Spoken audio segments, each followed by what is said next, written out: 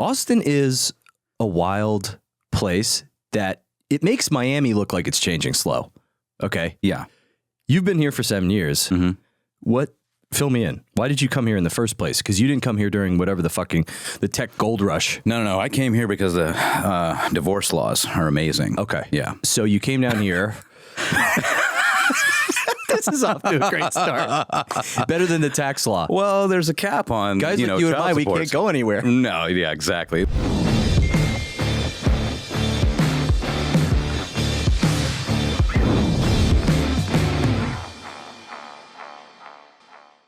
Honestly, it was, having an internet marketing company at the phase that I had it in at the time. Talent was a big deal. Okay. Lifestyle was a huge deal. Sure. And I got 2 babies, right? So where am I going to raise them? Schools. Yeah. And Austin, honestly, Long Island, Boca Raton, LA, those were my options, right? Mm-hmm. And didn't fit. Well, LA would be a shit show. And it would cost a fortune, and then you could have never known the quality of life going downhill, right? The price staying right where it is, and that wedge. Yeah. Same thing with New York, Long Island, Strong Island. Shout out to Strong Island. Yep. Shout out. Down here, well, what you came to the Wild West, you could spread out down here, and there's talent. Tons of talent. But now it's getting so fucking expensive, dude. Well, you're resetting a bit, right? I mean, Austin's never going to nosedive like a Boise, Idaho, but you're definitely going to have some resetting. I mean, in the market where your rental market is, significantly higher than, your mortgage market is significantly higher than the rental market, you're in some trouble. So there's some resetting, there's some softness going on, but the challenge that all the other economies face that we won't face is that there's just explosive growth on the economic side, the business side. Innovation, talent. 100%. Oh, man. That's not stopping. It's funny because if you came to Austin you came to Austin 7 years ago when the conversation on the street was Fender or Gibson guitar. Yeah. And now it's, what language model are you using for your fucking AI? Oh, like if you go into the coffee shop, I'm like, I could just sit here all day and learn more than I could taking a college course. Oh, well, why go to a tech conference, right? You can walk into a coffee shop and they're talking about attribution and how that works. And the other thing is there are traditional aspects of Austin that are kind of disappearing. I mean, I know there's a theme of keep Austin weird. And, I think it's still going to keep those cultural elements, but more enterprise feeling. And I don't know how, Austin's going to receive that from a cultural standpoint, but I think it's a natural progression. You have this corridor called Rainey Street, right? It's about 30 different homes. I'm going to pretend not to know what it is. I'm like, I've never been there. I don't do bad things. Right. So that little street is going away, right? It got bought up and it's going to be skyscrapers now. Yeah. So Rainey has basically a New Orleans, like Bourbon Street level of insanity to it. Can be. You just won't get shot there. Right. A little bit safer here. Yeah. Yeah. I went out and I've been to Rainey Street for God's sakes. Yeah. All right. It's about time the world fucking knows. Yeah. Well, have you been to West 6th? And I liked it. You liked it. I like all this stuff, man. I like the chaos. It's fun. As long as I don't have to sleep in the chaos. I pop down there after dinner. Whatever. Yeah. Drinking an old house for a couple minutes and then just bounce. I mean, it's a cool culture. It is a cool culture. And you got West 6, you got 6. And then, I think what happened during COVID was a lot of amazing things for Austin. The comedy scene. The comedy scene is huge, right? Joe, there were no places for comedians to go except Austin. Texas was the only open place. So the influx of comedians that came here during that time and the support that the Austin economy gave them when their families were starving, right? These artists were starving. They never forgot it because the influx now is nuts. And you got Joe Rogan, right? Who established his base at the Vulcan. Yeah. And that's open now, right? I heard my brother was saying he was open. Yeah. It's his club? Yeah. I believe so. But yeah, for about a 2-year stint, he was religiously at the Vulcan. And a close friend of mine owns that, Nick Francini. And he did amazing things. And Brandon Lewin, Big Laugh Comedy for Austin and comedians nationally. Yeah. Huge. There's fewer and fewer towns that support the arts. Like, totally. What the fuck? Where do you go? Right? So Miami. What kind of arts are you talking about? Well, the most fun the kind, dancing. Right? It's a great city to dance. Yeah. Exactly. All kinds of dancing. And you're right. Nashville, Austin, and dot. New Orleans. I went to New Orleans after I left I left Wall Street, I've been a musician my whole life. So, no shit. I've been a musician since I was like fucking 5 years old. Oh, I had no idea. Yeah. Santa hooked me up with a guitar when I was 5 years old. Yeah. Bass? I've been playing electric guitar for my whole life. Oh my God. Yeah. So you've been annoying people from an early age. Dude. I've been annoying people. And then, after I left Wall Street, I was like, well, I'm just going to be a rock star. Nice. And so I moved to New Orleans. I played in a band in New Orleans for 2 years. Wow. Mind blown. Yeah. So with all how the crazy, this was like 7 years ago. 7 years ago. Yeah. Yeah. So you were doing this is recently. So you were like amateur rock star. No, we sold out House of Blues. Holy shit. Yeah. We were on the radio. We were completely legit. Oh my God. And of course we broke up. Like, what the fuck? Painful. I still haven't gotten over it. So now I got to do this. So your podcast then was rock star or really rock star? Or what did that? I was like, well, I got to do something, guys. Might as well do this. That's a wild start, man. So my band blows up. I'm still in fucking New Orleans. Mm-hmm. There's, as you know, economically speaking, what are you going to do? You're either going to be an entrepreneur or you got to get the fuck out. So I started my first little mini agency at that point, which was like a resume writing, career coaching agency. And then we ended up building a tech on top of that. Mm-hmm. But that was my first startup, really. And when I left New Orleans, ended up getting up to Chicago, went to Chicago, and I started an agency. So I started a digital agency, and like I built it with an SEO background, which I want to talk to you about. What do you think's going on with SEO, and where do you think you can build a brand now? And then it morphed into more like, when we talked on the phone, growth hacking, which to some people love that word. Some people are like, I don't like that word. I just found myself wanting the controls. Sure. And then I said, well, if I want the controls, I'm no longer just SEO, I guess. So press pause for a moment. Yeah. So you're a can I swear on here? Yeah. Fuck yeah. So please. So you're a fucking rock star, and then you became an agency owner. Yeah. And did $1 million in 6 months. And then you did $1 million. Well, do you understand sales funnel? Yeah. Okay. And then you have a financial background, so that made you more of a weapon. It's very interesting for me because I think entrepreneurs have one key component that are just similarity between all of them. They're fucking bonkers. They're creative. Fact. They're eccentric. Their EQ is kind of through the fucking roof. Right? Well, think about how we met. We meet in the lobby of a hotel in Austin, and you know me from making faces into my phone. Correct. Now that's fucking crazy. That's fucking crazy. Completely insane. Yeah. So I agree with you. Yeah. And my dad used to tell me growing up, he was like, look, I would get down on myself. I'd be like, man, I'm not the smartest cookie in the room, Dad. And being a Persian Indian, the pressure's high. Well, you come back with an A- in the Midwest too, right? At some point, or where were you? Connecticut, Midwest. I grew up in the Midwest. Yeah. I went to IU, then went to Purdue. Everyone looks like Ryan Gosling up there. Everybody, you wish, with 100 extra pounds. They wish. Wrong, right. Midwest. Yeah, I'm like, fuck, that's not what it looks like. No. Yeah. Forget about the cheese fries you guys eat up there. No, yeah, cheese fries and what is it cheese called? Curds. Curds. That's Wisconsin. Okay, India. You're all just over ignore me. Just ignore me. I'm not here.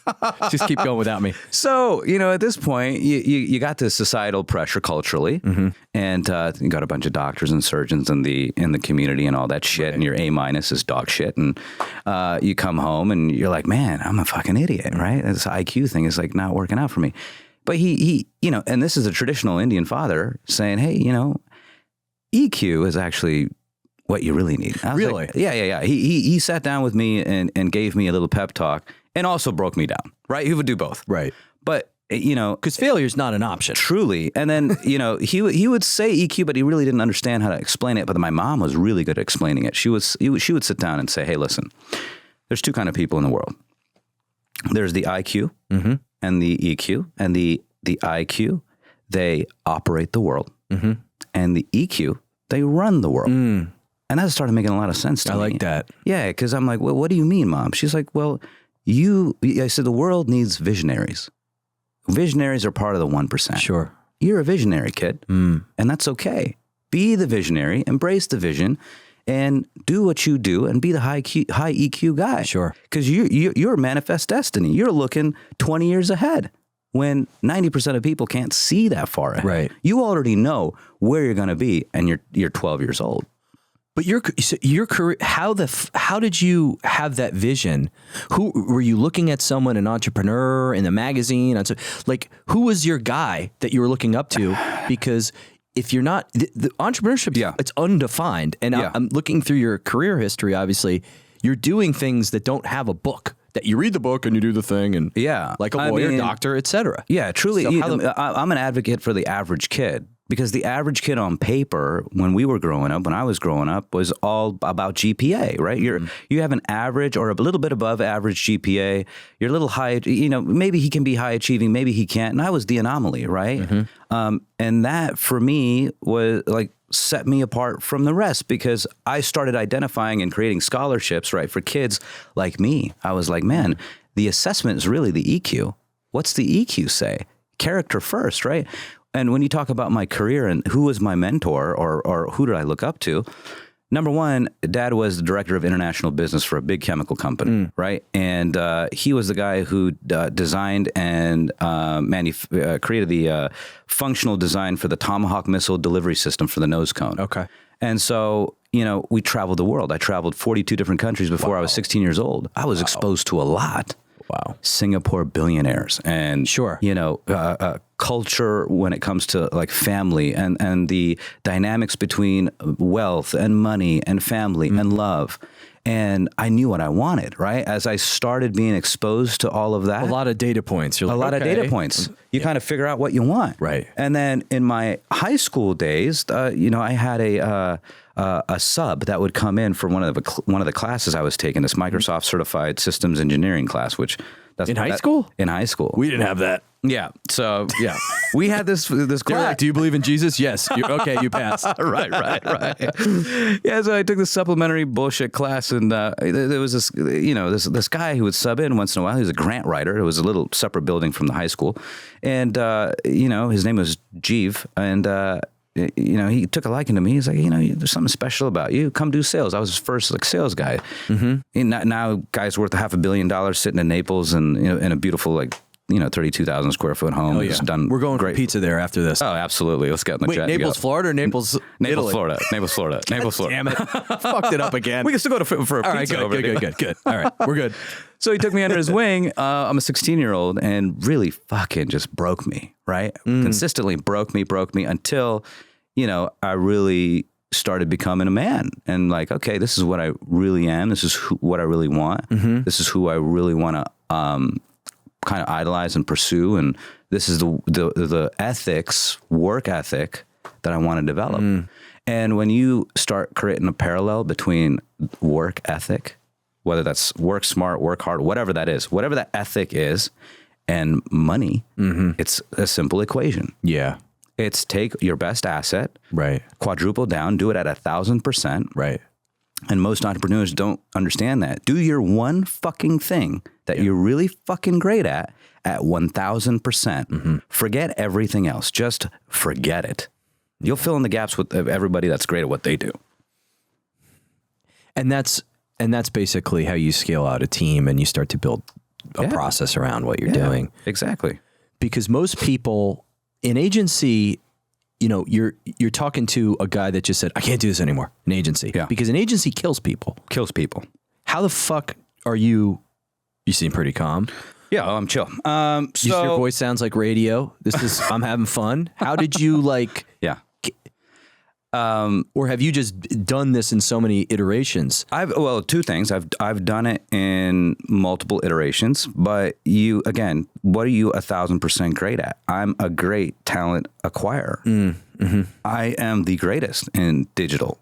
So my team is a misfit of bandits that have really, really great character, higher at a character 10, and a talent of 7 or 8, and you can scale talent. Mm-hmm. And that's what I've done. And when you triple, quadruple pay over market for talent, and then you 10x on how you sell and allocate that talent's time across, client portfolio of whatever we're taking on, that's a profitable business. Yeah. Because everyone wants to look, the allure is decentralized and cheap, right? Mm-hmm. It's go down to Colombia. Mm-hmm. I have a lot of friends in Miami who have incredibly fantastic businesses. Yeah. Go down to Colombia. And that's what I learned when I got to Miami. But what you find is, okay, that's one model. Yeah. But basically going, because you have to compete. You're fucking Austin, dude. You have to compete against these badass companies. Even if you're going offshore, you have to compete for the best talent. So you're like, hey, I'm going to compensate you for what you're worth because I know how fucking great you are. Yeah, and it's all about designing your niche, right? We play in luxury. Thank you for saying niche. Yeah. And not niche. No, it's niche. Fuck, this is great. This is my favorite podcast so far.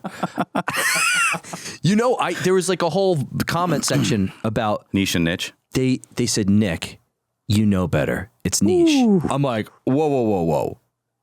No, comment section. It's niche. Well, wait, where did you grow up? I grew up in New Jersey and New York City. Yeah, my parents split up when I was a kid, 7. So I did this half and half thing, which was a shit show. That's always a shit show. My kids go through that now. It's a shit show. Yeah, it toughens you up. Oh, well, that's why you're here. Yeah. It creates character. I mean, I'm running out of things to do. We're living in a world full of. Let's not even get into the masculinity vacuum. That we'll leave that to Andrew Tate. Yeah, sure. But he's in jail, so I guess we'll leave it to nobody. Yeah, we'll keep that vacuum open. Fuck. Yeah. I don't even know where to go with that, but it's a challenge though. There are young kids and boys out there that need a real leader, right? And real. Somebody to look up to, and that vacuum is still there. And the messaging is all fucking convoluted everywhere you go. Mm-hmm. And boys especially, they can't get a right message from anybody. Everything's different. Everything's different. And it's fucking dishonest, right? Yeah. It's procured dishonestly. And I don't like that. It's having a son and a daughter myself, it's fucking annoying. When you have kids, do you see yourself in them? Oh, 100%. And it must point out, it's a mirror, right? It's difficult. And it must be challenging. It's super challenging. And it must be an incredible learning experience. It's insane learning experience. When a kid is born, there are two births. A mother is born the same day and a father is born the same day. Mm-hmm. And when you realize that, it's starkly maniacal. It's a reformation period that you go through for the first 3 years of like looking at this thing. And then as they grow up, you start getting upset at all the things you used to do that are being now done back to you. Right. And you're like, oh my God, this shit is genetic. Yeah. And then do you start to say, well, maybe I'll work on that thing. Maybe I'll change that thing. Yeah, man. This new mental health conversation is amazing. That's the one good thing that's happening in our society today. That getting therapy and getting life coaching. Holy shit! Unlock your brain. If you know your weaknesses and your challenges better than the guy across from you, you're the secret weapon. Yeah. Right? You're the secret weapon. And that's the era we're in, where it's okay to understand where you suck, right? Entrepreneurship is about understanding where you fucking suck. Mm-hmm. So, when we talked about how have you managed growing this agency, knowing to fill the gaps where I suck, with the best people. And being honest. Being honest. Hey, this is not my area of expertise. 100%. This is where I'm going to apply 100%. And let go. Stop micromanaging people. Let them do their thing. And give them the mental health support that they need. If they're going through depression or whatever, give them support. Give them a life coach. Give them a conduit to, support their emotional health, man. If they're not dialed in emotionally, forget it. Business will fail. So on our agency side, it's super, I hate the fucking word transparency. I'm going to try to not use that word. Okay. it's such an overused bullshit word. Yeah. Transparency and hilarious, right? Right. Do you know what hilarious actually means? I've never laughed that hard. Right. Hilarious means it's so insanely crazily funny. Right. That you break your pants off. You break your pants. Yeah. Hilarious. You pop a button. Yeah. Transparency is actually... It's opaque. Yeah, it's as opaque. Fuck. Right, but we're going to say it's transparent. Right. Fuck these 2023 terms. It's about as opaque as a glass of milk, but we're transparent about that. We're very, very, very transparent about that. So and that's what it's about, right? With the agency. It's with our clients. So we're in a different space, right? With luxury and enterprise, there's no growth hacking anymore. It's demand gen. Mm-hmm. Hey, we know our client, we know our customer for Gucci, or whatever denim brand we represent. We represent a ton. We just need more of that. We need more direct access. We need to create more affinity. We want to tell our brand story. These guys, most fashion brands, have never owned their story. The elite guys, yes, the LVMHs and the Gucci's of the world. Right. This mid to high tier, they've let the retailer, Neiman Marcus and Saks, position them. Yeah. They position them, kind of have more ownership of what their brand is. Right. And when COVID happened, the redheaded stepchild being e-com. Okay. And all the e-com directors being, the guy in the closet office in the back. Like, hey, Sam back there. They're like, he's still here? He's still here. Can you bring him out, please? Fucking, whether we fired that guy. Right. Exactly.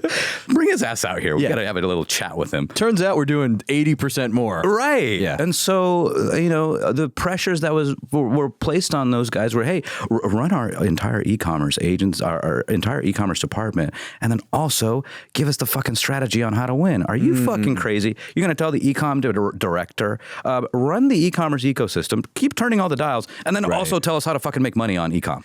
And it's not the founder's fault or the CEOs. They just didn't know how to set those expectations on these poor guys. Right. But that's where we blew up. We came in and we were this conduit between that C-suite. And we said, listen, guys, you keep turning the dials. You understand your business better than anybody else out here. Right. This is difficult shit.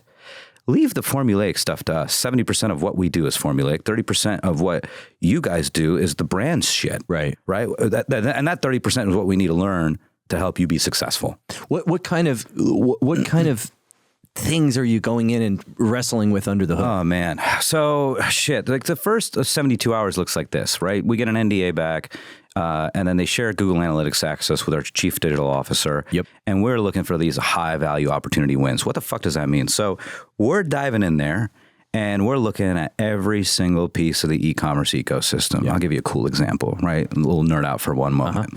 So we can get into a situation where we're selling primarily on Amex, right? And the average order value is, let's say, $1,200. And we see 2 campaigns running on mobile for paid search. Okay. And this can look something like this. We have $50,000 device specific allocated for Android, and then $50,000 for iPhone. Okay. Now, an Amex customer that's buying high fashion, right? And the average order value is in the thousands. That iPhone is giving us a 5x return, or 5x ROAS, right? 5 ROAS, and then this Android is giving us a 2.5. Yep. Well, let's shut off Android. Yep. Move that reallocate. 50, right? And now we've won exponentially in one shot. Yep. Right. And so imagine those wins at scale, because we know which rocks to flip to find the worms. Yep. And you flipped enough rocks in your day that you just are like, we're managing now about $3.5 billion of revenue across, all 52 different brands. Yeah. So we know the data shows, hey, look here. I mean, half of it is formulaic, like I'm saying, and the other part is brand, and brand is fucking very important. You could call this data science in a sense, right? You're looking for anomalies, under-indexing, over-indexing, all that good stuff. Yeah, and it gets crazier, man. And formulaic meaning you've turned around enough stones. You have a laundry list of places to look first. Correct. Basically. Correct. No tire kicking. Yeah. You got these agencies, 90% suck. They get in there. Oh, we need to have a discovery period. Fuck a discovery period. We need to learn about your brand. Right. Let me give you an SOW that has real actionable shit on there. Right. That's actually going to move the revenue barometer where you give a shit in 45 days. And you're like, oh my God, Sky Diamond, don't leave. Right. How can we get more? Right. This is my conversation. I have a talent problem, scaling my talent. Yeah. Right. It's not a client issue. It's like a holy shit. Not only is Sky our insurance policy, now there are acquisition chieftains, and now there are retention chieftains. Keep delivering more wins. And so growth hacking is not the business for us. We're in the business of demand capture, right? Demand gen, we do a little bit of that, but we're the demand capture guys. How do I take you from 10 to 30 million? Right. How do I take you from 50 to 100 million? Right. And in low lift ways for the founder. In low lift ways for the founder. Yes. Where I can fit that on an executive summary. I'd add that to the sales deck now. Absolutely. Yeah. You saw my eyes. You were like, whoa, that's pretty fucking smart, Nick Crown. I kind of like that. I love I thought you were going to say something stupid. Yeah, you said you know what? Smart. You know why people in my company hate me? There's one key reason. They have these Asana task boards. Okay. And, they'll assign some shit or whatever. Dude. Right? And they're like, hey, Habib, there's like a few lines in Asana. I'm like, I'm not fucking reading Asana. I'm not logging in there. Ever. Give me a goddamn executive report. I want 4 fucking lines on there that I got a million things going on. Please, 4 lines just delivered in my inbox. Project management. Right. I can't do it. But again, that's the EQ, IQ thing, right? Right. And just accept that. I mean, the faster entrepreneurs accept their quirky bullshit, the faster you succeed. You get to your finish line a lot quicker than be like, I need to learn this. I need to learn that. No, you don't. You don't need to learn shit. You need to do what you're great at. Keep doing that thing and get out of your own damn way. Because you become, through passion, a freak in whatever that thing is. Oh, yeah. And embrace that freak. Yeah. Let that freak flag fly. Come on, baby. We're in Austin. This fucking rocks. Let that fly. And that freak flag might be data analytics. That might be color, using color for conversion rate optimization. Yeah. And in your world, it's called like a quant guy, right? A quant. Right. So when I find my quant, right, my quant guy, I make his world paradise. Right. Yeah. My job is to show him, don't worry about business. Don't worry about sales. Let me put play with these numbers. Let me put you in the fucking playground with a bunch of toys that you love. And that's what a successful business is that. You have your guys that are solving the strategic problems, working with the C-suite, making sure they're happy, managing the politics and the emotions, and then letting your quant guys, nerd out and do their thing. Fun. Just turn on some music and slowly back out of the room. Yeah, exactly. Slowly. Make sure. Yeah. All right. You're good. You're good. Yeah. Put a little baby monitor in the you're like, all right. They're good in there. Right. I'm the guy that they're backing out of the room sometimes. Like there's this book from the 70s called The E-Myth by Michael Gerber. This guy was like this business guru before that was a thing. And his whole thing, he was obsessed with McDonald's. Everything was McDonald's. Your business needs to be like McDonald's. Your business needs to be... Anyway, I ended up... I had this resume writing business, whatever. I ended up like meeting some really cool fucking people through this business. And this one guy was like, dude, this business is great and you're going to kill yourself growing it because you're not running it like McDonald's. And I'm like, what the fucking McDonald's? So read the book. So I read the book, and what Michael Gerber does, who I think is I think he's still going. Michael Gerber's like fucking 90 years old now, but he in the process of this book, he divides people into 3 categories. And it's almost like a hierarchy. Like the further up you go is into like the ideas and amorphous space, but it's like at the bottom of the pyramid, it's a technician, someone who's just like, I just want to play with the nuts and bolts of the process. And everyone has a technician in them. Yes. But if you want to run a business, Yeah. you have to let that fucking side of you just go a little bit. Yeah. Because it will kill you. It will. Because you can't be a technician at scale. You can't. You can't. And you're going to tap out on your bandwidth. Yeah. You know, and you gotta understand when to bring in the right partners. As my partner, Jacob Hagberg, he is a savant of e-com. Mm-hmm. He is as brilliant as they come. And that's the yin and yang, right? He's the technical guy, the client services delivery monster. Right. And he's amazing at it. And he's great at validating great talent. And we work because, you know, I don't get in the weeds. I stay high level. I love high level. I keep driving the vision. I do what I do at 1,000%. Right. And he does what he does at 1,000. And that's 2,000. Simple math. That's a lot. That's a lot of percent. That's a lot. That's a lot. Let's take me in the deal room. When you're bringing on some of these huge brands, which are highly impossible to even get the meeting, who's running that meeting and how is it divided between emotional and like, hey, we just went under the hood in your fucking analytics. Okay. So what's good? Before we get there, I got a little present for you. Okay. Wow. Okay. This is appropriate timing. Yes. So this thing, brand presentation. This is beautiful. So I'll tell you something. So I created this during COVID. Okay. To your question, the deals that we're working on require in person. You're talking about trading, tens of thousands, if not hundreds of thousands a month with Sky to manage billions of dollars in revenue. Right. It's no joke. Or hundreds of millions. So, and you're still doing these, you're meeting in person because now again, we're meeting in person again now. Yeah. COVID couldn't do that. And it's such a high touch. There's a lot of, and it's fashion. I mean, you're talking about some of the most eccentric founders. They're sizing you. Oh yeah. Dude, when you walk into a meeting with a founder in luxury and fashion. You mean like real luxury, real fashion. Real luxury, real fashion. Not like, fucking, when I think e-com, my brain immediately goes right into the DTC brands. Like, no. Okay. None of that crap, but really good stuff. Right. Like Laura Piana level of bullshit, right? Okay. So you're walking in and you get sized up. They don't give a fuck about what is coming out of your mouth. Right. Nothing. Right. You can nerd out, right? And so it was that experience that I'm like, oh my God, I found my niche. Yeah. I love and I understand luxury because I traveled the world, right? I know what it means internationally. And I know what that perspective, right? And the EQ side of me is like, okay, they're going to listen to me once they know I'm of their tribe. Sure. So you get in these meetings, you validate yourself, you show them that they're of your tribe. 5 minutes, not even 1.5 minutes. They size you up. They get a little relaxed.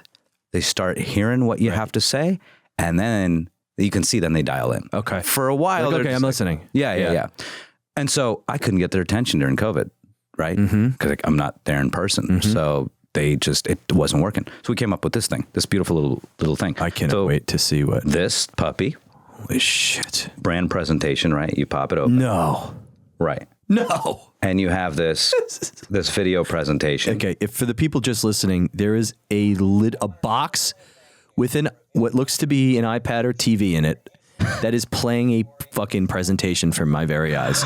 The minute you open it. Yeah. So, and then you got these buttons, right? Here, make sure you tuck in the... and then you have these buttons, right? The brand video here, and then this FAQ series. And then you can go through this FAQ. So, I put myself in a fucking box here. Dude, right? This is insane. Yeah. So you had a question. What is it? I sent people a PDF. Yeah. How has the pandemic challenged fashion brands, right? You click on that. No. Boom.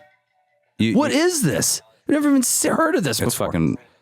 It's wild. You look great. Oh, thank you. And then you got, case studies in here. So you could just tap around in the presentation. All right, what I'm looking at for the people that are just listening, I'm looking at basically a personal entertainment center that plays various aspects of a presentation. Right? It is incredible. Partner Jacob.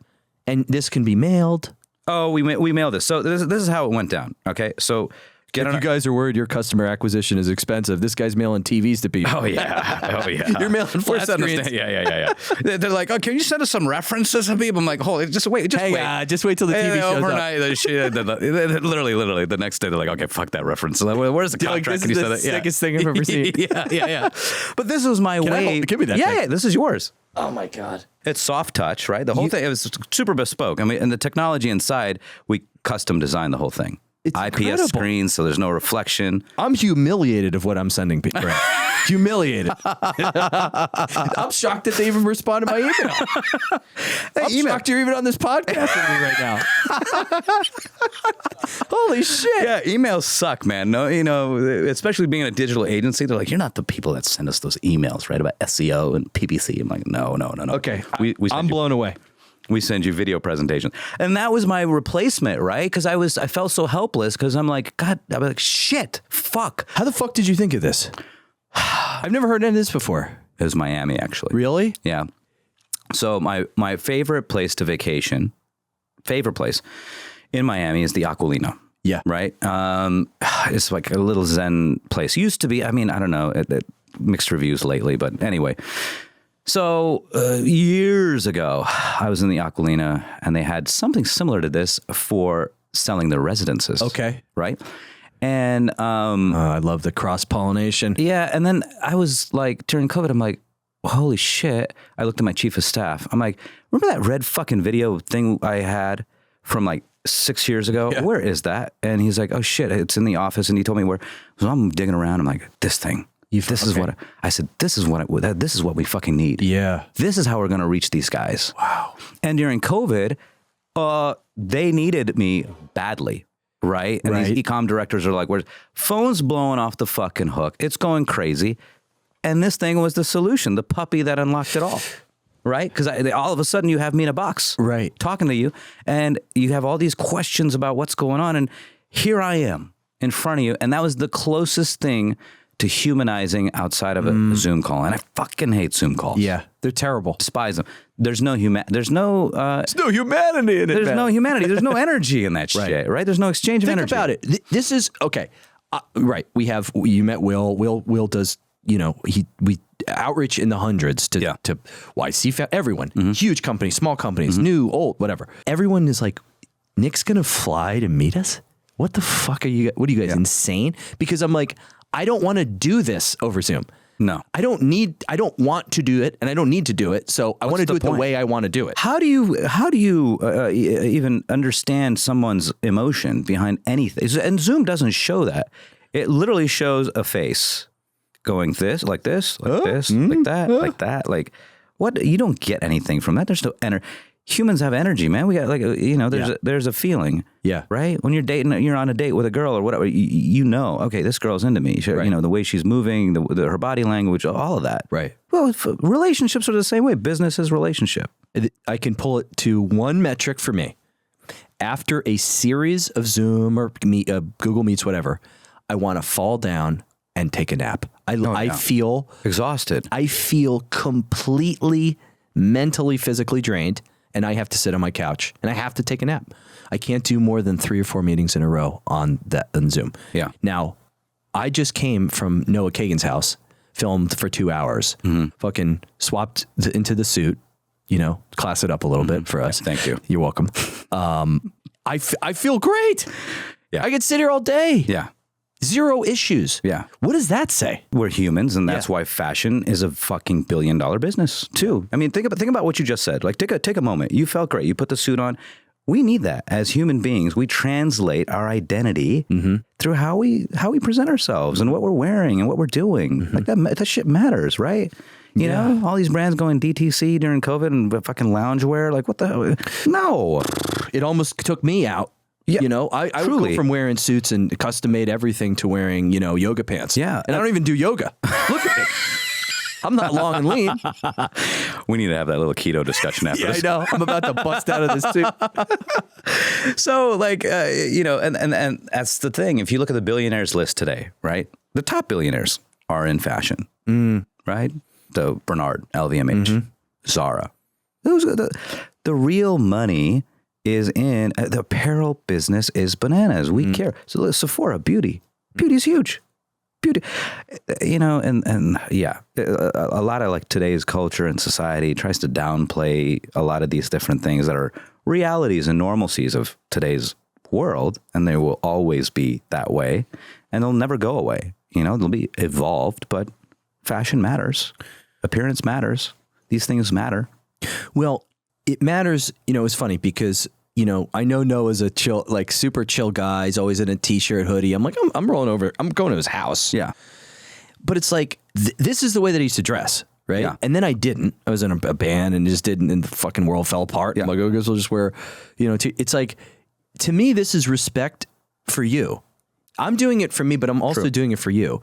It's like when you get on a flight and you're next to someone wearing a dirty, stained t-shirt, eating a whatever burrito, you're like, you must not give a fuck about me. But that's the emotional part. You're conveying an emotion. You're conveying respect. Right. You just said it. Yeah. When you're putting on a suit and you're looking good, you're conveying respect. You're showing importance. I mean, women taught us that, right? They're like, don't show up in shorts, don't show up in flip flops to the fucking date. Even though I would love to. Right. Sure. And be like, it takes 5 seconds to do that. It takes maybe 15. Right. It's respect thing. But then on the other side, I mean, the t-shirt in that is not bad because you're setting your own vibe, right? Sure. And it's still expressive. They're trying to tell their own story and do all that. But yeah, I mean, going back to this brand presentation, it was an unlocker, man. It was an unlocker. And it helped us really scale, grow. It was super fun. I just came back from Palm Springs. I moderated E-Tail. Awesome. It was amazing. Made some really good connections. Austin Harrison, who is the CEO of Northbeam, we're working on a huge collaboration for in the enterprise e-commerce space. Awesome. We're nailing down that deal. So Northbeam attribution tool. Okay. The best in the business for enterprise. Okay. Right. So that's the big topic of 2023. Attribution. Where's the money coming from? Truly. Right. Google Analytics 4, new analytics fucking platform, everything. New regulations around what you can track, what you can't track. Oh my God, GDPR and all that bullshit internationally. And we say bullshit, not because we don't think that privacy is a real thing, but because everyone's getting the data anyway. It's just all it's doing is screwing the end user. Yeah. Dude, I don't even know if I want to get into this, but certain social media platforms that are about to not exist anymore. Right. As if they are doing something that other domestic platforms aren't doing. That's above our pay grade. That's a DC politics thing. Yeah, dude. I just no, but like, look, when you're looking at this attribution thing, this new insanity that's being introduced. Describe what attribution is for the non-ecom folks here. Okay, attribution is figuring out all the spaghetti that you're throwing at the wall in marketing, which one's working, truly working, and which one's not. And when you have 30 different channels on e-commerce running, you need to understand which one was actually producing results. It's like, I'll give you this example. You see a billboard and you show up to a jewelry store and you buy the jewelry. The cashier checks you out. Yep. The cashier doesn't get the credit for the sale. Right. Just because she checks you out. Right. The billboard does. Yep. So that's attribution, right? Where traditionally the cashier in the digital marketing world would show as the winner. And so you start making decisions like, oh, we need to get 20 cashiers. This is a great example. Yeah. You're like, Julie. Well, Julie sold the watch. Yeah, Julie sold the watch. Julie didn't sell shit. Right. The poster, the RM poster on the way out of ORD in Chicago sold it. Or whatever it was, right? So in e-com, that's for the e-commerce folks, right? It's a godsend because you got 30 different channels, 50 different channels. And now you got this new advent of headless. Do you know what headless? Okay. But let's talk about it. Yeah. I have some e-com homies in Miami that are deep, and they were getting me to invest in this let's go. Talk about this. So I'm not the granular guy for it, but moderating in Palm Springs, and I'm like, holy shit, we just figured out attribution, and now we're going to really go next level insane. Headless is an experience where you're, let's say, browsing on TikTok, and you decide you like a shirt that the lady's wearing. You click on the shirt and you buy it instantly, and the checkout occurs in your platform and it hits your inventory and is just done instantaneously. As opposed to in a Shopify CMS that transmits information to something else. Right. And it takes 90% more time to do. And this is right now, right here. Yeah. I didn't invest in the company. I fucking should have. Hang on. That's the future. Guys, will you take my money? Yeah, there's a cool, I wonder if I don't want to name the company, but we'll talk about it afterwards. So, right. Because, my buddy was just in this Harvard case study where they show the curve of load speed to cart abandonment. Okay. And they have this curve. And it's like, you slow, you broke. Yeah. Like, and it's just like in milliseconds, abandonment. So speed is a thing, and headless is a part of that. Yeah, our stupid mental bandwidth, it continues to shrink because of how we keep taking content in. Thanks, Nick Crown, for you're welcome, y'all. Through your fucking shorts. Sorry for making everyone have an awesome time. So it's that reality of how we're consuming content, and now you got the advent of AI, right? That makes shit even more bananas. Yeah. Which we're not going to get into that, are we? Come on. Come on. I mean, it's fun, right? Like there are attribution models like Northbeam and the ones they're using, they're using machine learning. They have to. So right? Let's just, I don't know if this is the goof, guys, about privacy. I don't need to know who you are to know who you are. Oh, that makes any sense. So like with machine learning, I can have a list of people and a list of purchases, and I can guess who did what with 99% accuracy, but I don't know who did it. It's like, this is where machine learning and AI comes in. Well, my brother made a fortune with this thing, by the way. Well, now, to that point, now we know who's doing it. You know how? It's this little thing called user identity resolution, right? And so that is what like companies like Wonderkind or Kind, I don't know, it's Kind. They were next to us right at the conference, at the booth over there, and we did too. That's exactly what they do is, hey, you had all these email missed opportunities. Yeah. We're going to tell you who they were so you can opt them in. Holy shit. Yeah. Right now it's understanding that data, and then you just drop the missing puzzle piece with this UIR component. Yeah, privacy is a fallacy, man. 2023, it's a true fallacy. You can accept all these cookies in the world, but you're leaving digital footprints everywhere. The moment your audio capture, you're leaving your everything is a data point, and you're leaving it like a breadcrumb. Watch any show where there's like a murderer they can't find. They find him in 2 seconds now. Yeah. They're like, it pinged a cell tower 30 meters. We triangulated it, and then we found him in 5 minutes. And you're like, but don't look at my browsing history. Right. Don't tell me I need Adidas shoes when I really do. Right, exactly. I mean, do we really not like that? I love it. I love it when I get targeted ads. Yeah. I love it. I'm like, oh, shit. Rolls-Royce releasing new cars. Baller stuff. Baller shit. Like, the new Spectre's out. Right. Cool. Let me check 4x4 outside. Yeah. Yeah. I want to be targeted. I do. Because I'm like, that's easier. It makes my life easier. Well, you know who I am? You want to give me like cool shit that you think I'm going to be interested in? Right. Well, guess what? I'm going to buy your stuff. Right. Well, think about what it would be like if you only saw shit you weren't interested in. Reverse marketing? Yeah. Like you're just like, I don't need a blender. What the fuck is this? Why is this happening to me? Yeah. It would be horrible. Horrible. Because then you'll start seeing how your world is surrounded by advertising. When it's I'm getting some interesting ideas. This is insane. Yeah, you're on some downloads, you're man. on something. Yeah. Advertising is only seamless when it's personalized. Otherwise, you'll start seeing it everywhere. Yeah. Like I think we move through the world not noticing how much we're being marketed to because it's so fucking good. Right. And if it was so fucking bad, we would be in hell on earth. We'd be bombarded. We'd go, what is all this crap? I don't need this crap. And life today is about efficiency. Yeah. It's efficiency and be an efficient consumer too. That's great. If they're targeting you and you got kids to feed, you got the school with them, you got family life, you got all these other things, business to run. Yeah, please target me. Make sure you're doing it correctly to your blender point. Right. Right. Put me in the right category. Yeah. And keep doing it. Think about all those guys in Silicon Valley. If they didn't have their Allbirds shoes, where would they be? No, man. They would be terrible. shoeless. It'd be shoeless. Poor guys. Oh it would be terrible.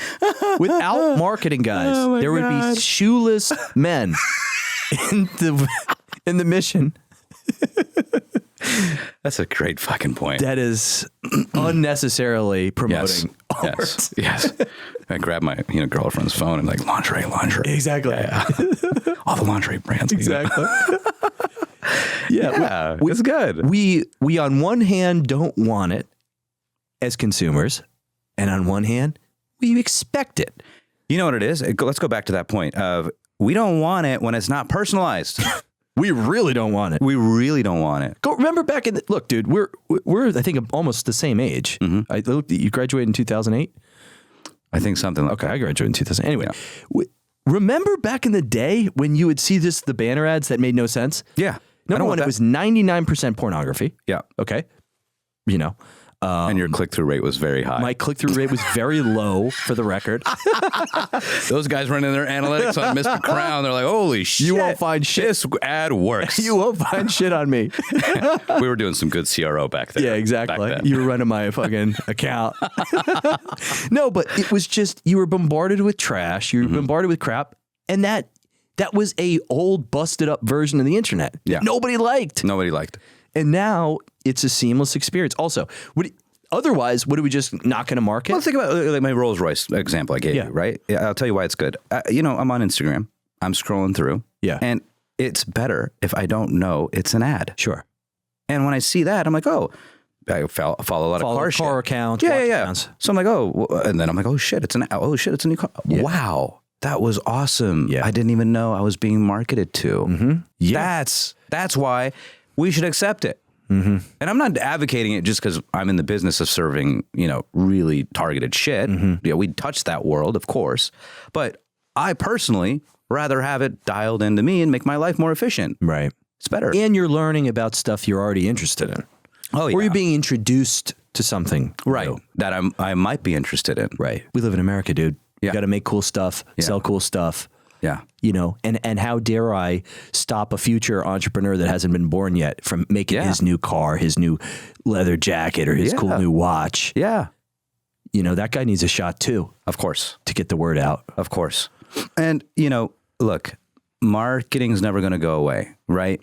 And, I had a funny conversation with some of my friends about AI, all freaked out. And, I'm like, nothing to be freaked out about. And the group of people, going back to that EQ, IQ, the group of people that should embrace it are the EQ guys, right? Sales, they'll never go away. AI still needs to be sold, right? Marketing, AI still needs to be marketed. Utilization of technology, that's exactly what we do, right? So for all the people out there that are afraid of it, someone still needs to run it at any point. Sure. Still needs to engineer it, still needs to do things with it. So it's just another tool. Who cares? It's just another tool. But just another tool. The nerves and fear directly around it is a natural signal because I started my career when I was a little kid. I was in the World Trade Center on the commodities exchange where 21-year-olds are wearing $200,000 fucking watches. Crazy. Okay. Those guys don't exist anymore. No. Computers replace the entire thing. There's no open outcry trading. For anyone who doesn't know what it looked like in the pit, the gas pit, it was people screaming back and forth at each other. So there's some people that might see that in the movies, old movies. This was a real thing. I was there, right? Yeah. These guys were making money hand over fist. When it went to screens and computers, they had no jobs. Yeah. Now, the guys that saw it coming, they felt the bubbling anxiety and they go, oh, I better learn computers. Those guys are still crushing it. Oh, yeah. The guys that say, fuck, I don't know, this is nervous, this is weird, but it'll never happen. Those guys had some serious problems. Oh, yeah. And again, it's like I said, the vision guys, right? The vision guys that saw the writing on the wall, they were okay. Like, hey, this is just an evolutionary place that, where we're going. Yeah. Spotify, great example. My artists were flipping out. Oh, my God. There's no need for an artist anymore. Our contract's going to be shit. It's over. Right. It's the death. No, it's an evolution.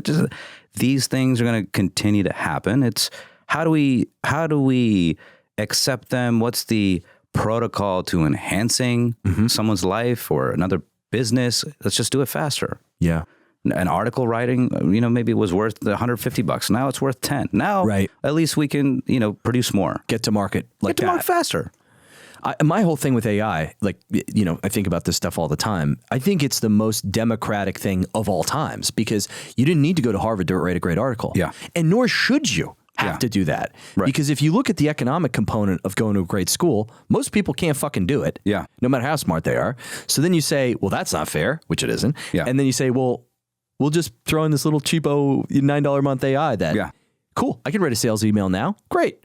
It's the best. Fuck yeah, dude. AI is the best logic system on the planet.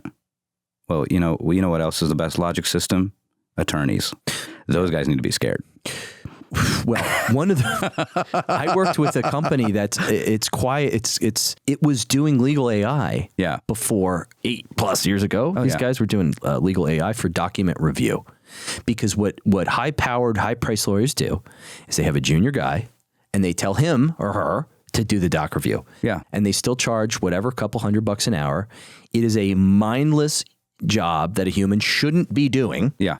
They hand it down to someone who they can't think of anything else for them to do. It's a dehumanizing thing because law, as I see it, I've got some good friends that are in law in Miami. They're the most creative guys I've ever met. Oh yeah. Because that's how you make money as a lawyer. Creativity. You're right. You're paralegal, right? But they have something to worry about when you can do. The paralegal definitely has something to worry about. You're doing some prompt engineering, and you're saying, "Hey, I need a position statement for this mediation or jury trial or whatever, and here's what I need, and I need it for Texas, Texas law, criminal law, corporate law, whatever, family law, and you have a position statement in seconds." Yeah, dude. Yeah, that's real. That's real. You should be concerned if you're in a role where that is creeping in. Yeah. You should be concerned. That is healthy. That's a great concern. Yeah. That's not you being an idiot. No. If you think the robot's going to kill you, you're being an idiot. Well, if it's a legal robot that's trying to kill me, I'll be scared. Well, I guess you could say a robot can kill you by taking your job if you're not ready for it. 100%. So it can kill you. 100%. I take it back. Yeah. You should be scared. If I have an AI attorney going up against me in a case, I will be a little concerned. I'm like, oh shit, this is, that's scary. That is scary. Yeah. That's like the perfect attorney. Perfect attorney. Right. Yeah. Bar 100. And it just looks like De Niro. And it looks like De Niro and the Devil's Advocate. Yes. Has a little bit of that synthesia. You heard of that little software where they have like those AI heads or whatever? I could say the meeting in a Brooklyn accent. Right. Yes. I could literally. I could say it in a British accent. right. Just change the dial. Yeah. Do you see it when it went from language to language? Oh, Bro, yes. I was like, whoa. Dude, don't language to language and intensity. I'm an excited American. Oh. I'm a sad American. Really? Yeah. How intense do you want it? Right? Do you want it more? Usually I press the 10 when they give me the option. Yeah. It's nuts. It's nuts. That's what we're dealing with. And now, exactly what I said. You have an AI attorney. That's some real shit, man. That can happen. It's not can happen. It's going to happen. It's going to happen. It's going to happen. It's going to be BattleBots. Let me introduce you to my legal team of 18 attorneys. Remember the show BattleBots? Yeah, I do. When the robots fight each other? Yeah. It's going to be like that, but with lawyers. Lawyers. My panel of attorneys here. My panel of computer servers versus your panel of computer servers. Right. It's funny because that is probably somewhere close to. Yeah. You basically have to start blocking technology from certain areas. And that's the only way you can stop it. Justice is one of them. And then you're going to have an AI judge. Because think about it. It has to have a correct, accurate result. Court TV will start to suck. Super badly. The decision's made in 10 seconds, right? You're like, and he's guilty. Yeah. You're like, Yeah. Well, that's stuck. We're going to take the server to like the Alex Murdaugh, right? We're going to take the server to the farm or the house. Dude, check out this area here. Well, law enforcement has been using AI for the longest time, is what I have heard about it. Like basically, well, the UK is a leader in this because they have all the CCTVs and they have facial recognition, triangulation. You can't. Japan, yeah. You can't do anything in London no more. Nah. I tried to knock off a convenience store and I got caught. In London over there, Mr. Kraft? I was like, come on. I guess I won't steal the candy bar. Go back to Miami where all the thieves can survive. Right. Oh, shit. Yeah, man. But look, marketing's never going to die. It's going to continue to evolve. And all of these different technologies, the message to the world is like, embrace it. Allow it to enhance your ecosystem. And if you're an entrepreneur trying to help other businesses, embrace it and utilize it to help your clients. And if you're really good at it, just remember that the business of business is emotion, right? And a computer cannot take that away from you. Cannot show the other side that you give a fuck. Right? So the way I've grown this business for all the entrepreneurs out there is the other side looking in my eyes, feeling the sincerity, knowing that I'm passionate, understanding my transparency, and saying, hey, you know what? Let's go. And it's real. Yeah, and that will never go away. And it's not fake. It's fucking real. It's fucking real. I shot a pod in New York. I flew up to New York. I met Max Cho. I invested in his company called Coverage Cat, right? Yeah. Max Cho, at the end of the pod, he told me before, he goes, I'm going to fuck you up. I'm like, all right, just let it fly. He said this, he kind of gave this story about him meeting President Obama. And he said that the room, it felt like, he said, I felt like he waited his whole day to meet me. No shit. And I said, he goes, that's how slick he was. And I said, Max, maybe he really isn't just fucking with you. Maybe he likes meeting people. Yeah. And maybe it was, because I said, Max, if you didn't believe it, it wouldn't work. Right. And you're a super smart guy. Yeah. So he was kind of saying the best bankers screw you and make you smile and say thank you. And I'm like, I don't buy that. That's not my model for the world. I think you either are real or you're full of shit. Yeah. And I know the difference in moments, in minutes. And the way that we got down to it in math terms was how many games are left. Mostly when you're doing a deal, there's 100 games left, 100 deals left. Right. You don't fuck someone over. Right. You fuck someone over once, you're ostracized. It's over. Deal. The game's over. Game's over. And we just sort of got into it. And he was saying, well, okay, Nick, fine. But let's pretend you have a unicorn company and this is your moment, your exit. He goes, it becomes one game. And that's when the teeth come out. Okay. In that moment, the math starts to change. And I said 99.9% of people will never find themselves in an end game. Right. You see the nice person, the nice barista at the coffee shop, you're going to see him again tomorrow. And if you're a dick, they're going to not treat you very kindly tomorrow. This is one of the smartest conversations that you can have with your pants on. With your Sorry.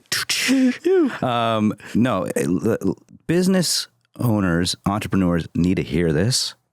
And I'm glad you brought it up. 99% of deals that are made, the agency or the other side doesn't fucking ask what the game is. And this is where the relationships fail. You said, hey, when agency owners want to pull their hair out, and it's like the worst kind of business to be in, and it's all true. When you don't know what the fuck you're asking and how you're running the thing, it can be treacherous. Setting those expectations is that game. Reveal the game. I ask every single client of mine, is this an EBITDA game or a revenue game?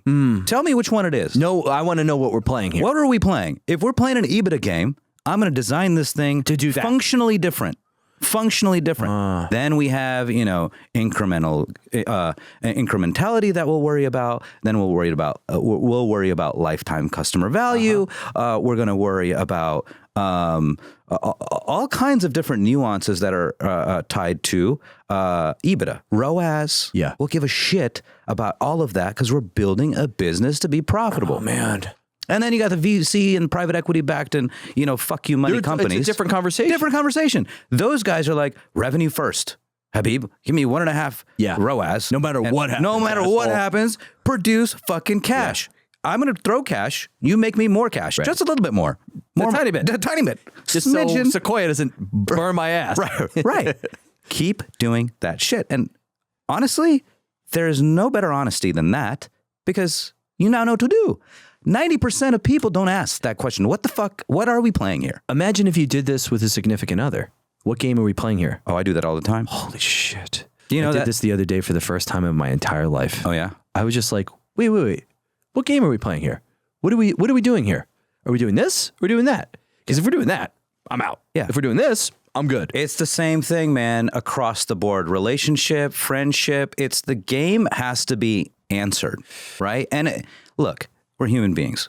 We got to manage the emotion while we're asking for what the game is, right? On the relationship side. Sure. Right? Because I have a good friend of mine here, Nick Sanchez. He would say to me, Habib, relationships should be two things, funny or money, right? And that means funny, somebody that enhances your life. Sure. Makes you laugh, gives value to you by spending time with them. Okay. Or they should be money. There should be some outsized transactional nature to Well, not even transaction. There should be an uplifting value when it comes to dollars and cents. Like you're having fun and you're doing something special. And 90% of my clients end up being my friends because those founders and CEOs, tight circle, and they're spending a lot of time with a certain amount of people. Right. And those guys, if they're spending time with me on a phone call, that's valuable fucking time. Yeah.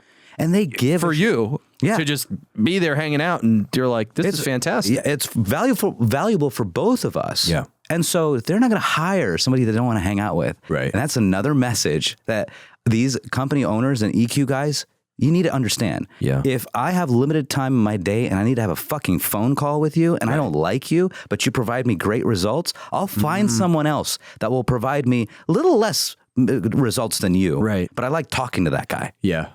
Like the art of business is in that EQ, right? And the asking of the question of, hey, what is your goal? Yeah. Right? It's simple. It's simple, but nobody asks it in the way that you asked it, where I can come up with an answer pretty quick. Right. Because what you do is when you go through these onboarding processes and you roll your eyes, you go, oh, great, a fucking form that no one's going to look at. Right. And what you're saying is, no, we're going to basically do this one question is basically going to determine the next 150 steps that the roadmap. Yeah. The roadmap. And it's completely legit because, by the way, if you wake up your client wakes up in a bad mood on a Tuesday, which may or may not happen if you own an agency. Yeah. And that happens all the time. It happens every fucking day, assholes. Yeah. So, and they say, hey, you didn't take care of this. You're like, that's not the game we're playing. Right. It's a good reminder, though. I like that. And it gives you something to say when you're like, I don't know what to say, man. It's good because 99% of the time, the founder doesn't, or the CEO doesn't give a shit. They're like, keep going. They're like, I just needed to say something. Yeah. Everyone's trying to play their politics and bullshit. I did something like this today, and I was just like, I just totally needed to say something. Yeah. I just wanted to make sure that we have this kind of like vendor that we're just starting to use. That's new vendor. I don't really know them very well. I don't even know if they're doing their job. And I kind of just was like poked to just see if they were alive. Yeah. And they were like, yeah, we're alive. And we already told you that this is the time. And I was like, God damn. Relax. Whew. Easy. And then in my Slack, I was like, damn, I just got put in a corner. Oof. Yeah. They were just like, yeah, it's fine. Look, at the end of the day, it's an easy playbook to win kind of in any business, especially the agency business, right? And if you're an agency owner, just understand, be empathetic first, number one, give a shit, number two, and don't fuck up, number three. Right. It's a really easy formula. Yeah. But you really have to genuinely give a shit. The thing with the agency model is I told you, right? Yeah. I think we were recording when I said that. Like resume. No, when I built my agency in Chicago, I got to $1 million in 6 months, and I was like, I don't really want to do this. Yeah. Because I built it, number one, I built it the wrong way. We could get into that later. I've done that. Fuck, I built it the wrong way. Well, everything rolled up to me. Yeah. I'm like, oh, I just gave myself the worst job in the world. Yeah. Congratulations. Yeah. You're a high paid prisoner. Yeah. And you're the fucking you're the terrorist hostage. too. Yeah. So you're your own gunman. Gunman. It's terrible. No, but that's basically what if you have specialized skill. Yeah. It is very easy to make a lot of money as an agency owner because you can sell your specialized skill. Yeah. It is also very easy to go completely insane. Yes. And jump from a high surface. Yes. Okay. Now, to build an agency the right way is the way that we've been talking about. Yeah. Understand your weaknesses, which you have. Yeah. Everyone does. And then build talent around that so that when you're inventing new boxes and crazy presentations to send people, you enjoyed this process. I can tell. That's my job. That's a great point. That's my job. Yeah. Right? That's the shit I love to do. Let me make fucking video boxes all day long and strategize different marketing opportunities. That's I'm not even asking how much that box made you. The ROI on a box? Whew. Box ROI is just nuts, dude. Box ROI is next level because everything's online, right? It's physical, man. It's the haptic experience of shit. Yeah. It's so different to get a magazine in the mail. But you know those catalogs that you get, those catalog drops that these companies do? Yeah. They make a fuckload of money. In fashion, exclusively, the DTC companies that were winning, crushing, their catalog game was insanity. Really? Insanity. I saw the numbers, right? Catalog drops every time it happened. Okay. Made it rain. Yeah. But you got to do it right. You got to do it right. You got to do it right to the right audience with the right partner. Right. Of course. Right. It has to be beautiful. It has to be like at this level. Yes. And can't targeted. Be a piece of shit. Right. But dude, be different. Right. And this is giving a shit. I thumb through beautiful furniture catalogs. Yeah. Everybody. I'm admitting it to you. Well, there you go. For the first time right here publicly. Anything that's like, Blue Dot sends a sick, it's like a work of art. Yeah. Even the CB2 catalog is fucking badass. Yeah. Right. And that's a huge, like a huge, just like monolithic furniture company. That, then you have the at all. Restoration Hardware Bible. And then the restoration, I was going to get there. The Bible. You get this thing that must cost them $100 to send to everybody. Oh yeah. Okay. That thing is a beauty. And it's a beast. Beast. And what are you going to do? You almost feel, quite frankly, you feel guilty throwing it away. Truly. You go, well, I might as well just enjoy this. Yes. Have you ever heard of such a thing? Who would take this when they get in the, if they open that up and they see that it's a fucking thing? Yeah. It would be hard for me to throw that away. Dude, this thing ends up as like just a coffee table cool thing. Do you believe what this crazy asshole sent me? Yeah. And now we work with them. Is probably the next thing they say. Now we work with them. And the funny thing about this is I send a little note in there that's personalized. Okay. And I will just, write a quick like, hey, hope you enjoy this. Click through the buttons. They're clickable, blah, blah, blah. Yeah. The response that I get is, hey, Habib, I don't know what that was. Right. I looked at maybe 2 seconds of it or whatever. I didn't really care. The fact that you sent that to me, do I have to return it? That's my number one question. Really? Yes. Where do I have to send it back? I'm like, no, you don't have to send it back. No. I do, right? It's an iPad. Like you sent me like a screen. Right. No, I know. Don't send it back. Hang on to it for a little bit. It's yours. Right. Enjoy it. And then you know what happens with it. Any conversation, any trigger of a conversation about a performance marketing firm amongst friends, right? Saks Fifth Avenue guy was sitting with Nicole, whatever, at a dinner. Hey, oh shit, this guy, performance marketing guy, sent me this crazy fucking presentation. Yeah. But yeah, that's who you need to hire. Now it's a conversation. I have infiltrated their mind permanently, where I just loom in the back of there, because whether they're a client or they're not, or they're passing it on, and it always ends up somewhere. Third degree of separation of like, hey, you got a call. Hey, I don't remember who it was, but this brand presentation, I saw it. It's pretty cool. But it's actually, okay, I clicked through it. The fact that you made buttons that are clickable, because this thing could get fucked up 10 different ways, by the way. Oh, yeah. This could piss someone off if Truly. it didn't do the right. If you open it, you couldn't figure out how it played. If you couldn't move through the presentation, fuck this guy. But the buttons, huge. Then it's the actual content looked really great. Oh yeah. It's a true product. And brand matters. I sent you a PDF that I designed in Canva myself. I like you though. It's okay.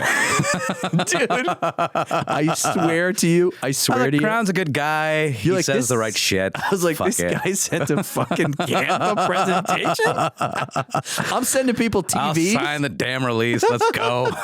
This guy, I'm sending people TVs and this asshole sends me a fucking. Yeah. No, here's the deal. So I can promise you that I have a note before this podcast, Monday, pitch deck improvement and hire a designer.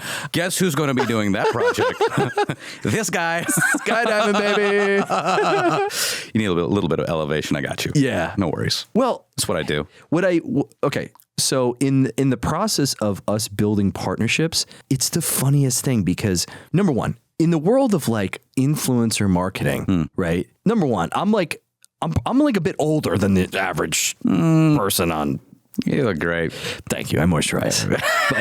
But let's just say that we run our media and our content side like a really serious business because it is a really serious business. Correct. And when we talk to partners, they're like, "What the fuck? There's contracts? You have like team?" I'm like, Yeah. What the fuck? Welcome to 2023. You know, they're like almost like, what? I don't get it. I'm like, no, this is a real business. There's millions of dollars in this business. Yeah. This is a real business. Yeah. You know, so obviously I'm humiliated by my goddamn PDF. Dude, humiliated. Well, here's the thing. You start understanding your brand even more when the pressure is on. Mm-hmm. And this happened because of pressure, right? And as you scale, your brand scales. And then I understood my customer really well. I understood like, hey, these guys are handing over the keys to not a Bentley, it's a LaFerrari. Yeah. It's a Pagani Huayra. Right. Like, here you go, Habib. Take it for a spin. Take care of it. Gas it up. And I'm like, right. No. You're not handing me a Pagani, and then I'm gonna just show up like an asshole. Yeah. Right. Yeah. So that was my mindset. I'm like, oh my god, and the care. Again, this is art form of fashion too. It's the same thing. How you present yourself is important because trust is the number one metric, right, in business. Right. So for our clients, they look at this and they're like, man, he gives such a shit about the nuances of his own brand. Right. I am definitely going to give a shit if it's magenta, fuchsia, or whatever color that is not on brand in this specific fucking ad. Yeah. Like my guys are trained. Laser eyes. Pantone specialists. Dude, 100%. Yeah. 100%. Right? I'm just realizing what you're doing. You're thinking like your customer. Totally. You're not going, I'm a banker, so here's a banker deck. You're right. I'm a fucking thing, so here's the thing, Yeah. You're saying, who's my customer? How do they consume information? Right. I'm going to deliver that information in the vehicle that they know and understand. Right. Which is genius because what that is it's completely selfless because you're saying, this ain't about me. I know this is how you think and consume information, so I'm going to hand it to you that way. It's very simple. What is Nike selling? Nike's not selling shoes.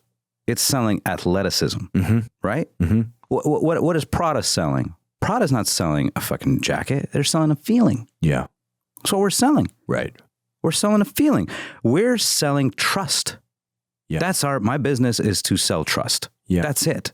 It's like once I sell trust, it all, everything else starts to align. Everything else starts to align and it's a series of trust here. Then you do a screen share with our chief digital officer. Right. Trust there. You look at our agreements. Right. And the SOWs are dialed the fuck into like the opportunity analysis that he does. Right. Trust there. And then you now have what we have is like this proof of concept period, right? It's a 60-day SOW. We don't need we'll wow you or you can kick us the fuck out. Kick us the fuck out. Yeah. Right?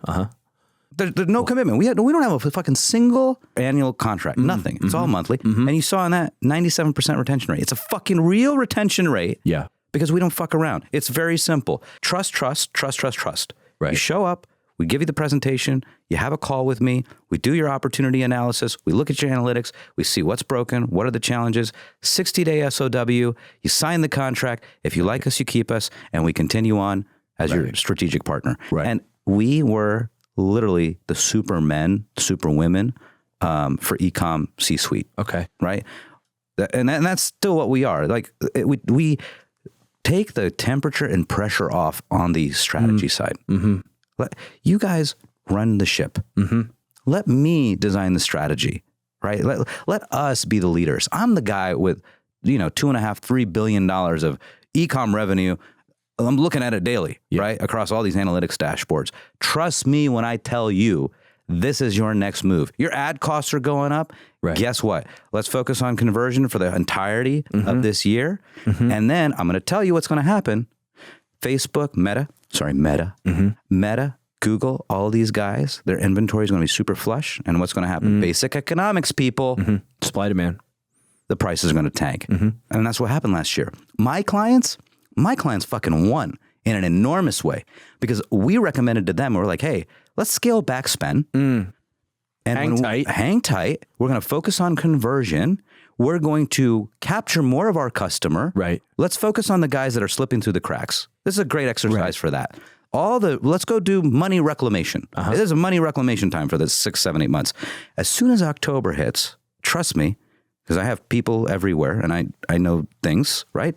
October's going to hit and this Meta price and Google price is going to fucking tank. And then all that cash we have, we strike. Deploy. And we take all that inventory, all of it.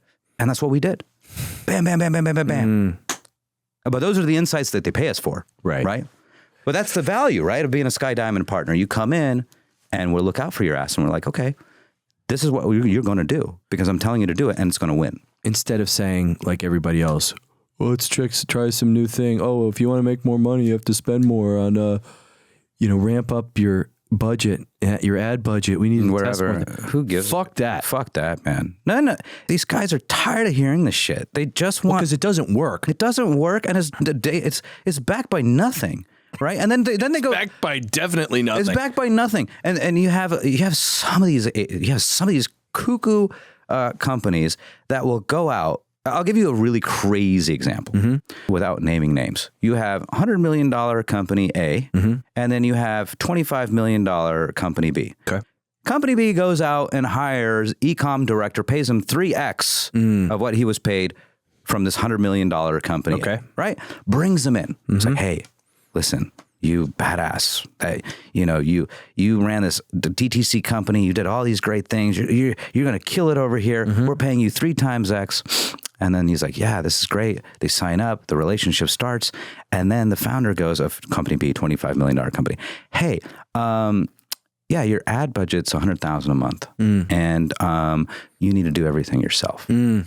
And e-com director from $100 million company is like, well, I was the president of e-com. I don't know how to do that. I had 5 senior vice presidents. I had 10 different directors of e-com or e-com professionals or managers. I had an affiliate manager. I had this person that handled paid search. I had that guy that did paid social. Yeah. This level of idiocracy, rampant.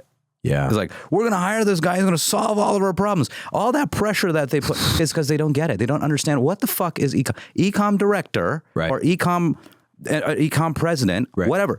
This guy, more strategic, but strategic within a vacuum. Right. That's all he knows. Right. E-com director, turning a lot of dials. Scrappy. Scrappy. He's going to help you find the granular level. Right. This guy has no idea what under-indexing, over-indexing. No. iPhone, Android. No. That's when they called it. When we were winning during COVID, it was the phone call would be, hey, listen, I'm sorry to say this to you. And we create a rapport between CEO and founder. But I'll be like, you're putting the wrong pressure on this guy. You are setting him up to fail. But we hired this guy from blah, blah, blah, blah, blah. Right. It's not his fault. It's your fucking fault.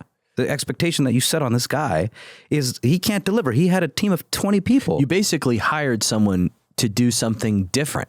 Like, yes. You actually didn't. You need a different guy. Just because, you could hire the most baller, top of the pyramid guy in the world, and you stick him in your scrappy startup environment. It's quite literally the wrong guy. Quite literally the wrong guy. Yeah. My buddy was just about to do this, and I talked him. I talked him out of it. Yeah. He was about to put in. He's like, I know this dude. It's the same story. It's the same story. It's the same guy.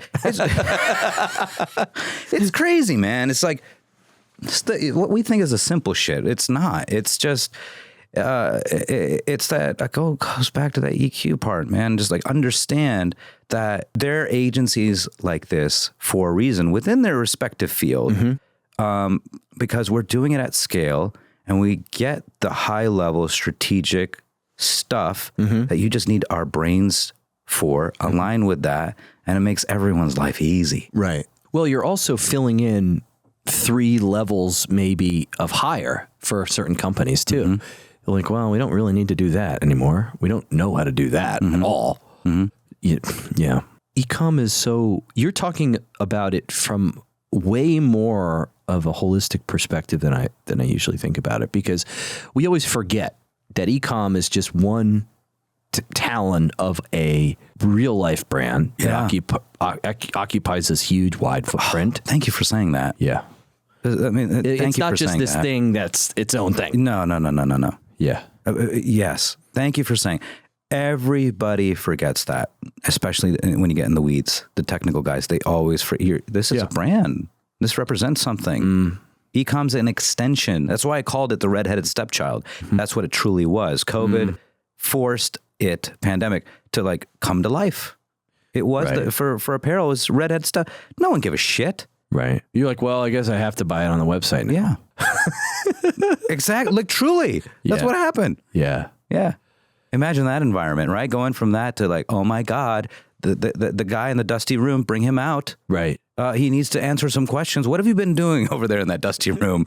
Been basically making sure shit didn't break. Right. Or if it broke, I tried to fix it. Right. Exactly. Because it went from being 10% of revenue to 98% overnight. Right? That's crazy. It is crazy. Your business goes from, some negligible thing that's 10% to 98% overnight for the next 3 years. Yeah. Wake up call galore for everybody. Right. And that's why when I was doing the moderating at e-tail, I called it the golden era of e-com. This is the golden era of e-com. Right.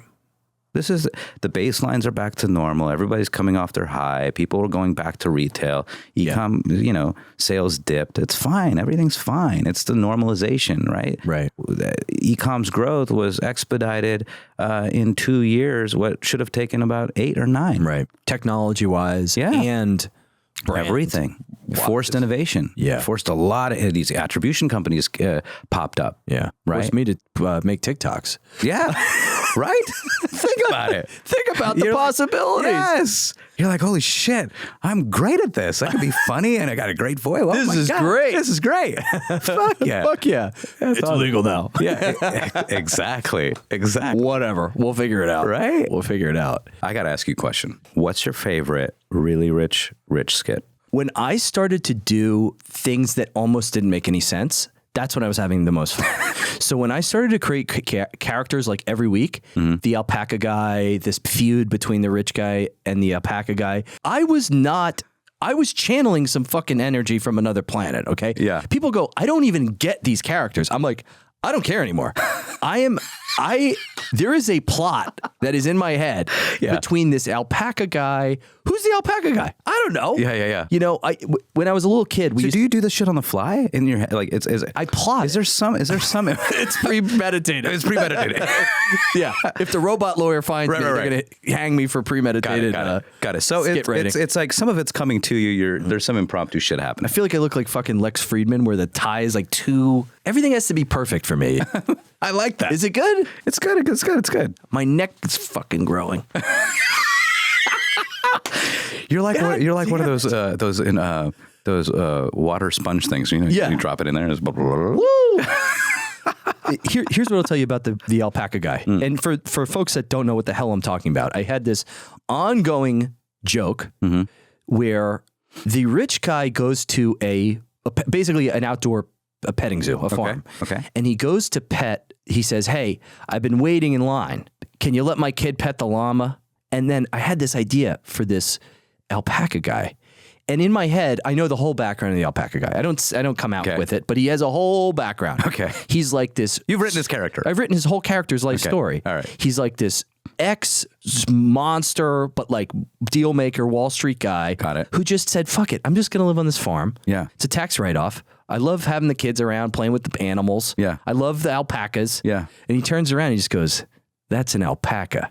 And just like the character started from there. Yeah. And I think I did like over 10 different episodes. Jesus. With the rich guy bumping in to the alpaca guy.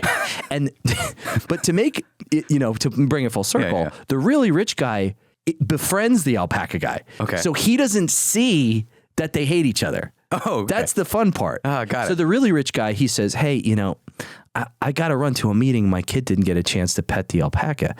And he said, is there a better time I could come back? And the alpaca guy says, hey, you know what? Tomorrow, if you come back at 9:30, you're going to have the whole place to yourself. Got it. And the really rich guy says to him, that's great. We'll be back tomorrow. By the way, I've got a buyer for all this alpaca fleece in Midtown. What the fuck, right? He's doing a deal at the end of this. So to me, that was my most favorite thing because I just got to do whatever the fuck I wanted to do with that little feud. It didn't make any sense. Listen, man, the reason I'm here is because I've listened to shit like this. It is enjoyable, right?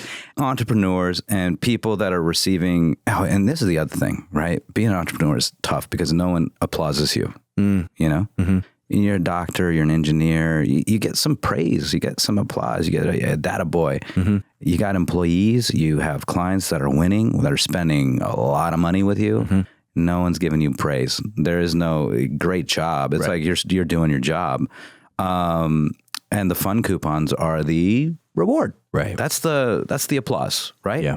And so going back to your really rich guy, right. Those skits are great for entrepreneurs because they're like, oh yeah, I get it, right? We have some goals. We're trying to get to a different place. And there's it's self-reflected. You got to look at yourself and laugh, And if you can't, that's a little bit of a problem. That's you got to be able to fucking loosen up. Yeah, that's the rich guy, right? He's like, guy. My God, fuck you. He's all high strung and shit. Yeah, we're all trying to get to the really rich guy. But what everyone needs to realize is the reason I think it's. Of course, I created this skit having no idea what would happen. I didn't even know what the fuck. Yeah. I'm both of these people. Yeah. And I wake up both of these people every day. Yeah. And I try to be more like one and less like the other. Yeah. Because one of them equals a more rewarding, meaningful life. And the other one is pain. It's also age. It shows wisdom. It shows where we're at in our lives, our priorities changing and how we view that. Sure. But just wanted to tell you, thank you for making that content. My pleasure. It fucking matters. It fucking matters to people like me who, are grinding and they're like, well, why am I grinding? And you're trying to balance. And you're right. You wake up. I wake up every day in the belief that tomorrow I'll be broke. But that's also dangerous because I'm not broke. I do the same thing, by the way, just so you know. It's a fucked up So it's a normal thing, right? Well, look at the two clowns in this room. It's normal. We're normal. We're normal. We're fucking step idiots. outside and ask people if it's fucking normal. Yeah. So we do that shit every day, right? And then the scary part is like, it's turning off the other guy, right? Turning off the rich, that guy and saying, hey, listen, everything will be fine. Fuck it. We're here. We're, enjoy the moments. You're not broke, so it'll be okay. Right. And if it's not okay, you'll be okay. Yeah. And man, I will tell you, getting wiped multiple times. I mean, had a company acquired and then divorce and decimation, emotional decimation, right? A lot of emotional bandwidth that takes. If you can go through adversity and do it again and do it again and do it again, let that anxiety go a little down. There's this thing that Goggins said. He calls it the cookie jar. Did you read the book, the You Can't Hurt Me? I'll tell you about the cookie jar. Excerpts of it. Okay, I'll tell you about the cookie jar. Nobody talks about the cookie jar, even though I think it's the best part of the book. It's like, he basically says like, anytime you overcome something that you didn't think you could overcome, put it in the cookie jar. It's like, that breakup almost fucking killed me. Yeah. But I survived. Yeah. Put it in the cookie jar. I thought I was going to lose that client. We did this thing, and this thing. We want him back. Put it in the cookie jar. Yeah. And when you're in that day, when you feel like shit, and nothing's going your way. Yeah. Open the lid, look in the cookie jar, and think about all the times. That's so refreshing. You just even hearing that, super refreshing. Super refreshing. And own the cookie jar. And don't run away from it. No, keep it at your side. Yeah, these things happened. These things happen. And it's real. It's real. It's not some hype bullshit, make-believe positive thinking. Yeah. It's real. You're right. it's crazy to wake up the way we do and feel the way we do. And I think for me, it's age and prioritization of where I am in my life to be like, priorities are changing, right? I want to spend more time with my kids. Yeah. I want to do more, golf activities, travel, right? Things that, are important to my mental health. And which is great because that's the life cycle of a business is beautiful too, because you start finding really ambitious, smart people that you can start empowering to do things you did. And I'm finding myself starting to find my protege, my next Habib. Yep. Because it's fun. It's like, let me do a little knowledge transfer. Let me, I have somebody in mind for that. He's been with me for a little bit, but it's a cool experience because I'm like, man, this guy, he has all of that drive, ambition, articulateness, EQ, and he never had a platform and an opportunity. Now it's here you go. And here you go, man. Yeah. And it feels super. That's the one thing that feels better than earning the fun certificates for doing a great job is giving back to people. And I love to call my crew the Bandit of Misfits, the forgotten class. Yeah. And their loyalty is unbound. I got a fucking amazing, amazing team. It's like the Anthony Bourdain kitchen staff. We call them the pirates. Yeah. These guys that would fucking die for each other, basically. We would die for each other. The fraternal, and that's you got to hire people with commonality. There is not one motherfucker in my team that does not have a chip on their shoulder. If you don't have a chip on your shoulder, there is no place for you in my organization. Sure. You need to have some emotional damage that's been done to you. That you need to prove. Yeah, to yourself. Dude, my dad fucked me up, right? But like, it's interwoven now. Sure. Dad loves and appreciates everything I've done and is like, oh my God, I'm so proud of you. I'm already fucked, bro. Right. It's over. You're like, well, of course you're here now, asshole. Yeah. Things worked out. You don't have to prove anything anymore. I'm like, no. I still need to because I got a payment to make. Yeah. You're like, this well just, it's deeper than you think. Yeah, exactly. Shit. Let's go deep. That's a really fucking deep well, right? Well, for me, number one, I have these conversations and then like, something really interesting happened. I have these conversations and then, the character that you see in the skits and the character that you see, it's like, I am trying to be closer to one character every day. Doesn't mean I am. Right. Doesn't mean that I don't deal with this fucking stress or this feeling of I just need to, I don't know what my demon pushing me. And it was funny. I went out to pizza after one of these podcasts in New York, and one of the guys said, "Hey, what's your I don't know if I asked him, what's your resting state? My resting state is discomfort. Yeah, I need to do something about that. I need to work. I need to think. I need to create. I need to learn. Me too." It's really hard for me to anxious. Be calm. Yeah, you're anxious when there is calm. Well, it feels like, well, what am I missing? Right. Did I forget Where's the something? tornado? Where's the eye of the storm? Yeah, and that it's I can tell there's a similarity with maybe things we've been through in life. And most people that have gone, you mentioned something about, growing up divorced parents and all that. That shit matters in how it shaped you, right? And for me, it was cultural and problems with, my parents' marriage and dad and all that shit. But for me, it was that chip on my shoulder of I am not a doctor and culturally I need to be. And here I am just creating this wave of disappointment. Just tidal wave, right? I'm just this disappointing like fucking tsunami just coming in.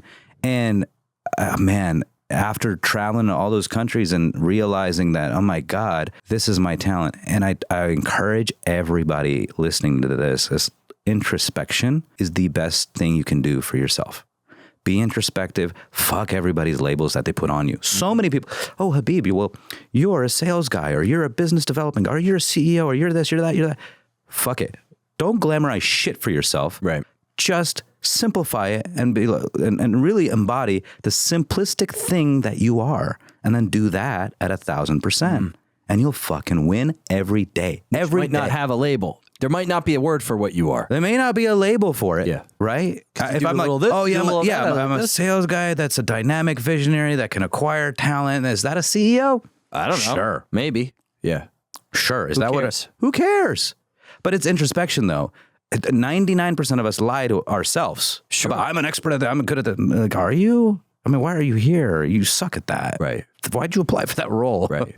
Right. That introspection is the unlocker to, I think, to our own problems too. Right. Sure. Which is leaning into that more and saying, let's be more introspective about what does really matter to me. How should I be waking up every morning? Right. What is the anxiety? You know, and not that this should turn into a mental health conversation or anything like that. So be it. Yeah, but you know, imposter syndrome is a big thing for entrepreneurs. Sure. Huge. I suffered from a lot of that. Because you're doing something that doesn't have, we've used the word niche so many times. Yeah. You're doing something that doesn't have a niche. You're like, oh, I create technology for healthcare companies that can't do this and could do this. So what do? I don't know. Yeah. I'm a fucking imposter because there's not a name for what I do. It's not only that, it's being distant with what you're great at. Meaning, if it comes too fucking easy for you, You feel like you didn't work for it. you feel like you didn't work for it. Dude, that's sick. Truly. When you're too good at something, the likelihood of developing imposter syndrome goes up fucking tenfold. Now you're up here of like, holy shit. But then when you start realizing, oh my God, you're like, you feel kind of nefarious about it. You're like, oh my God, I'm like 1 out of 1,000 that can do this shit.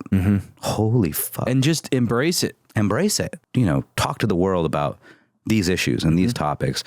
And this was my first kind of rendezvous into that. I told you that. I'm like, you know, I never really thought about doing a podcast, or I never really thought about doing these things. But I've accomplished a fuckload of my life, but in a short amount of time. But why have I done that? Why did I do that? It's because of that stupid anxiety, because we're broken kids, right? Growing up broken kids, you know, and then that chip on your shoulder kind of propels you. And then you just, into the sky. you don't have to ask questions anymore when you're succeeding. Like, oh, I don't need to worry about that. I'm gonna just keep going this direction. Yeah. When we say the word introspection, I want to break that word down into actionable things, because we always hear introspection. When I fly, I listen to music for a little bit, and then I leave the earbuds in my thing so no one fucking fucks with me. And then I think the entire flight. People crack open a book, they watch a movie, they entertain themselves. I just go, what is your fucking problem, man? What are you doing wrong? What aren't you doing enough of? What is stressing you out right now? And I ask, I go, how do you feel, Nick? I feel all right. What's stressing you out? Oh, this thing's stressing me out. Why? Well, maybe I could have worked. Well, why? Why do you want that thing? Why do you need that thing? And I play this game where I keep asking myself more specific questions until I get an answer that crops up. If you don't do that, if you don't wrestle for me, that's how mine works. I need to wrestle with it. It doesn't just give me the goods right away. But I will tell you, even for doing that, you need to fucking applaud yourself for having the EQ to do that. 90% of those IQ guys cannot even have that internal conversation. They cannot even broach that. Well, it's scary. It's super scary. It's the reason why you flip on a movie. Yes. Because if you don't flip on a movie, you're going to say, is my relationship that good? Yeah. There's no Wi-Fi here. The Wi-Fi cut out. You know, am I really happy with my job? Oh, it's an escape. Do I have enough money? Yeah. Yeah. Do my, you know, it's like, fuck it. Put on the newest whatever action movie. Yeah. Let's escape mentally for a while. Let's get out of here. Until we land. Until the meeting, until the show, until the Vegas dinner, whatever the fuck it is. And that's what businesses do. We're constantly going. And it's a personality type, right? Is it type A, I think, or whatever we are? Like, it's that going and and having that chaos is also, this will fuck us up. It's a way to stay the fuck away from our emotions.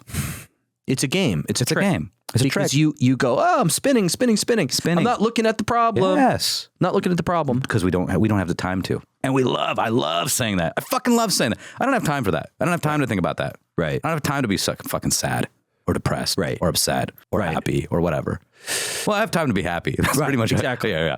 There's something that's interesting though, because once you face, I'm only learning this now, guys. This is not something I've had access. Like, once you just face the music. So in like, if we want to go back to like myth terms, it's like, look where you least want to look. Yeah. That's where the answer is. It's scary.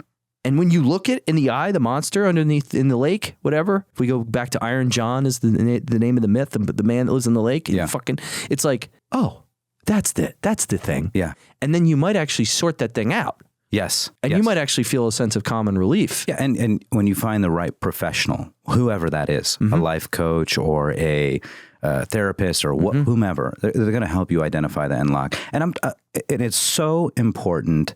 I haven't started, by the way, I have not used a life coach in this capacity until this year. Good for you. Have you've been using someone like a partner here? Yeah. His name is Joe Morris from a small town in Indiana that I grew up with. I couldn't have made it this far without him in my corner. Wow. How long have you been? I've known him for 10 years. And, you know, he made a statement to me last year it was, he goes, Habib, you know, I'm getting to the point where I think you've outgrown me. He had some honest conversation. He's like, hey, I think your challenges, right, are something that I can't relate to anymore. They're different. They're different. Because I don't know why you're continuing to do what you do in terms of like career and all. You're happy. I'm like, yeah, but you know, he's just like, you need to graduate into a different life coach. But I'm like, don't fucking leave me, man. Right. Let me teach you or go get educated. You're about to outgrow the shell. Yeah. And have to crawl into the bigger shell. Isn't that crazy? So like I mean, it's important, man. It's important because little things too. I remember he used to tell me something that really, really fucking helped me. He goes, Habib, in any situation, always remember that an emotion is a decision. That an emotion is a decision. Take 10 seconds, breathe, and before you decide to get angry, decide, are you going to get angry? Right. And every emotion is a decision. And sometimes you'll need to get angry, and sometimes you're going to need to cry and be fucking sad. And that's okay. But just realize that you can make your emotions decisions. And when you start doing that, you feel a lot more in control of your life than out of control. Right. And in moments, especially when someone's angering you or you're getting upset or you're feeling dispassionately or whatever, take that moment, collect your thoughts, and then react. Right. And it's okay to react whatever way you want. And it's okay to say, no, I should be fucking mad right now. Exactly. Right. Exactly. But decide. There's so much information inside of the emotions, the emotions that we just don't like as humans. Yeah. Anger, jealousy, rage, fucking whatever it is. It's like, because the first thing you want to do is like, that's bad. Get away from that. It's like, well, why are you like that? Yeah. I heard someone describe jealousy in the most fucking fascinating way the other day. What jealousy was described to me as was you're actually seeing something that you want, think you can achieve, but believe you're unworthy of receiving. Okay, say that one more time. Okay. You see something that you want. Okay. You believe you could go and get it. You're smart. Okay. You're whatever. But you think that you don't deserve it.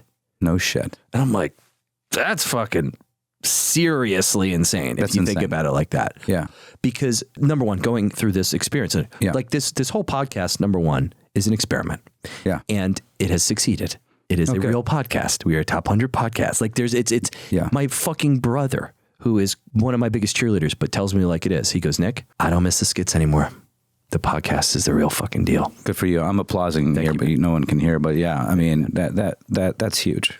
That's huge for me. That's huge because I want to be doing something people want to listen to. Yeah. He goes, well, this is the real. You're getting to the real you. Yeah. Because as much fun as the skits are, I'm a character. Yeah. And I am so sick of being a character. Yeah. Right. So when I think about jealousy, I'm starting to meet a lot of people. I'm trying to try a lot of lifestyles on for size, right? Yeah. You know, I have some friends who just had some mega exits and all this thing. And I'm like, I'm checking my emotion as I'm going through these worlds. Yeah. And I'm like, oh, like where are you getting lit up, Nick? Yeah. What's lighting you up? Yeah. Is it the house? Is it this? Is it the, I love that, Nick. Oh, I love what you're saying. And you know, going back to what is introspect, let's break that down, right? You were talking about that. To what you're saying, it's decisions too. Going back to the life coach, I made a decision. I said, I don't have billionaire ambition. Right. There's certain things that you just decide. Yep. And because if you go through life not understanding you and your ambition is one thing. How much ambition do I really have? Honestly. Truly, honestly. Like people must be nice, right? You hear those fucking comments, right? And I'm not saying I'm the receiver of it. It's just people say that type of thing. Like, what do you actually mean must be nice? When someone says, hey, that must be nice, reflect at your own life and be like, you can have whatever you fucking want. Right. You made the decision. right? I never look at like a mega yacht, right? In Miami, and I'm like, oh, must be nice. I'm like, God, well, I don't know what the fuck that guy sacrificed. Had to do to get that thing. Yeah. Holy fuck. I know what I have to do to get that thing. And I don't want to do it. I don't want to fucking do it. Doesn't that make there's the math. Yeah. Right? You look at that. I look at that and I'm like, no, but I know what I do want. Right. Yeah. And I know my ambition. And that, again, an unlocker. Unlocker to happiness, man. Once you start breaking that down and you start going on your own path, like with this podcast, amazing. If you're like, I don't want to fucking be that character anymore. Or, the character can live, but in a different fucking compartment. Well, it's inside of me. Inside of you. Alive. It's still you. Yeah. Right? Yeah. That is super special, man. Yeah. That's super special, dude. And when you start realizing your own ambition, you start having a lot more fun. And again, that jealousy thing goes away. You're meeting. I don't even want. You don't say the yacht and go, I'm jealous of. If you don't want a yacht, you don't say I'm jealous of the yacht because you don't want the yacht. This is an interesting test. Yeah. Go to your friend's mansion, sit in your friend's car. Right. What's perking up? Yeah. You know what? Because if you just go, man, that thing's fucking crazy. You don't actually want it. You don't want it. You don't need it. Exactly. So lose the must be nice commentary. Fuck that must be nice. Yeah. Because the must be nice suggests that either you don't deserve it or that there is an outside force preventing you from getting it, which in this country, at least, that is fucking bullshit. That's fucking bullshit. My name is Habib Bakshi. September 11th happened, 2003. I was growing up in a small town. Fucking every slur, every look, all that bullshit happened to me. This is the only country in the world that you can literally fucking achieve anything. God bless America. I believe it. Truly. Coming from an immigrant's parents that they came here to give me a better life and they fucking accomplished it. They did it. And, to me, like there's different political topics like immigration that are super important because of what I've seen with my parents. Sensitive to me. Well, for me, this is like, it's the most complicated argument in the world and it's the simplest. For me, it's like, there ain't no perfect system. This one ain't half bad. Yeah, it's like, exactly. There's nothing perfect. Exactly. This is all right. This is all right. This is the best we got. Look at the world. What more do you want? Exactly.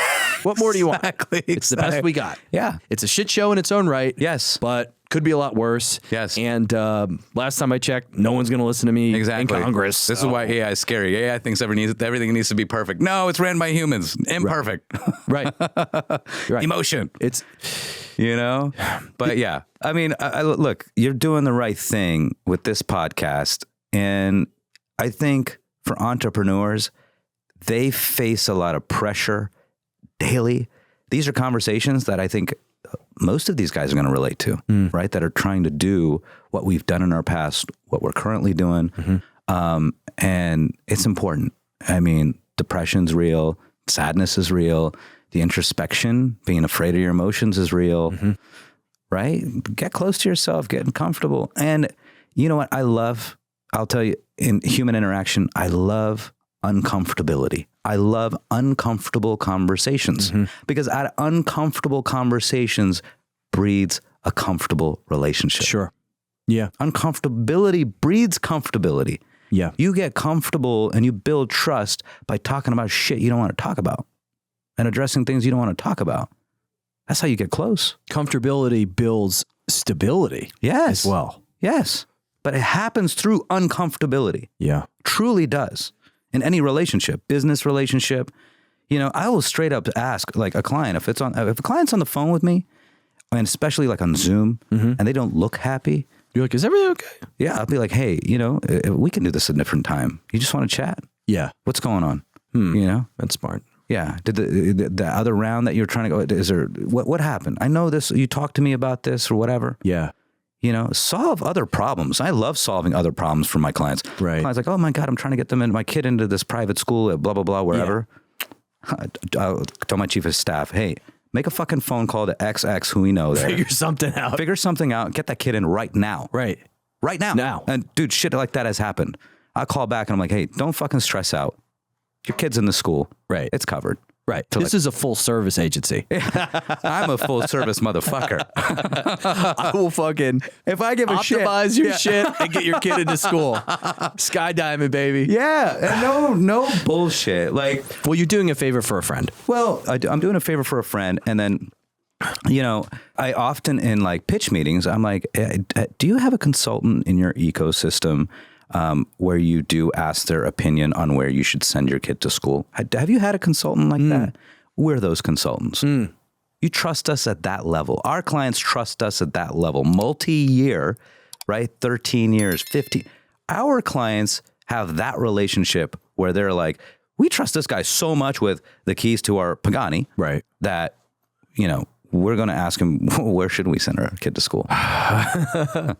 Well, look, anyone who doesn't own an agency, retention is really, really hard. Oh, yeah. It is really, really hard. Yeah. Most agencies basically bake in stupid churn into their model. Just be like, well, we're going to churn 30%, no matter what. Can't do anything about it. We're not. Yeah. This is one of those pods where you show up, you put the tie on, you sit down, you go, I don't know where the fuck this thing is going to go. But I am so deeply pleased that it went this way. To me, this is the closest thing I can get to being in the music studio and playing rock and roll. Oh shit! Is this kind of stuff? Make me all emotional now. So, hold back the tears. Suck that fucking tear back in. So thanks for coming on, man. Hey, man, thank you. This was amazing. Fucking awesome. You're fucking great. And I hope to see you soon. Keep doing the shit and nailing it and fucking crush it. Thanks, brother. Absolutely.